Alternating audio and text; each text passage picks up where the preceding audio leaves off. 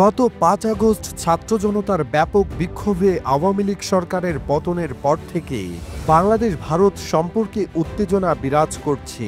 তবে এবার বাংলাদেশ ও ভারতের সম্পর্কে এই ক্রমবর্ধমান উত্তেজনার মধ্যে আলোচনায় বসতে চলেছে দুই দেশের সীমান্তরক্ষী বাহিনী বর্ডার গার্ড বাংলাদেশ, বিজিবি ও বর্ডার সিকিউরিটি ফোর্স বিএসএফ। ভারতের রাজধানী নয়াদিল্লিতে এই আলোচনা অনুষ্ঠিত হবে। ১৭ ফেব্রুয়ারি সোমবার রাতে এক প্রতিবেদনে এই তথ্য জানিয়েছে ভারতীয় সংবাদ মাধ্যম এনডিটিভি।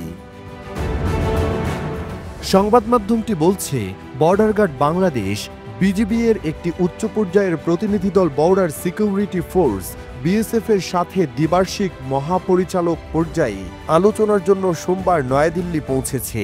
মঙ্গলবার দ্বিপাক্ষিক আলোচনা অনুষ্ঠিত হওয়ার কথা রয়েছে।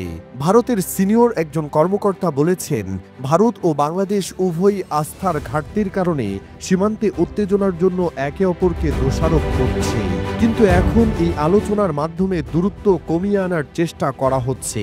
আলোচনায় বিএসএফ সদস্য এবং ভারতীয় বেসামরিক নাগরিকদের উপর বাংলাদেশি নাগরিকদের সাম্প্রতিক হামলা ছাড়াও বাংলাদেশে ভারতীয় বিদ্রোহী গোষ্ঠীর বিষয়গুলো উত্থান করবে ভারত। এই কর্মকর্তার মতে, আন্তঃসীমান্ত অপরাধ এবং বেড়া নির্মাণ সংক্রান্ত বিষয়েও দুই পক্ষের মধ্যে আলোচনা হতে চলেছে। বাংলাদেশে আকস্মিক রাজনৈতিক পট পরিবর্তনের পর এই প্রথমবার দুই দেশের সীমান্তরক্ষী বাহিনীর কর্মকর্তারা বৈঠকে বসতে চলেছেন। বিজিবির প্রতিনিধিদের নেতৃত্বে রয়েছেন director general DG major general Mohammad Ashrafuzzaman Siddiqui. মঙ্গলবার বিএসএফ এর director general DG Daljit Singh চৌধুরীর সঙ্গে বৈঠক করবেন তিনি। আগামী ২০ ফেব্রুয়ারি বৃহস্পতিবার পর্যন্ত ভারতে অবস্থানের কথা রয়েছে বিজিবি প্রতিনিধি দলের। দিল্লিতে কেন্দ্রীয় স্বরাষ্ট্র মন্ত্রণালয়ের কর্মকর্তাদের সঙ্গেও বৈঠক করতে পারে বিজিবির প্রতিনিধি দল। সংবাদ মাধ্যম এনডিটিভির দাবি, বিজিবি ও বিএসএফ এর মধ্যে এই আলোচনাটিও বেশ তাৎপর্যপূর্ণ, কারণ ভারত গত কয়েক মাস ধরে বাংলাদেশের অন্তর্বর্তী সরকার এবং পাকিস্তানের মধ্যে সম্পর্কের ক্রমাগত বৃদ্ধি নিয়ে উদ্বেগ প্রকাশ করে আসছে।